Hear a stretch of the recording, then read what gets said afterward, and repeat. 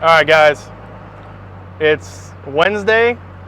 It's pretty much 5 o'clock, and we're heading to Fordyce.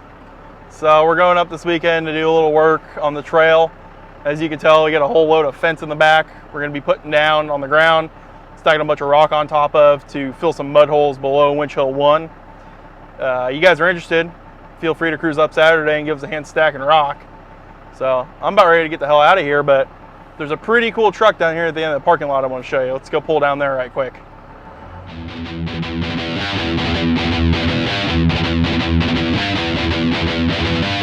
All right, guys. So this is a truck I wanted to show you, not the Toyota, this truck. So this is, we call this truck the pre-gen. So that was a truck my brother-in-law built a couple years back. It started out as a 92 first-gen Dodge diesel, and then it had an MV4500 already swapped into it. My brother-in-law didn't like the way the 90s first gen looked, so he took and put a 74 front clip, doors and bed on it.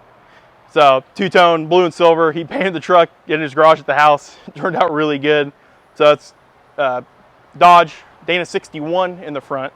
Now, a lot of guys don't like running the Dana 61 because the offset in the ring gear and all that, but for a tow rig with little tires on it, 355 gears, you're never going to gear any higher than that anyway. So this truck has our WFO crossover steering on it.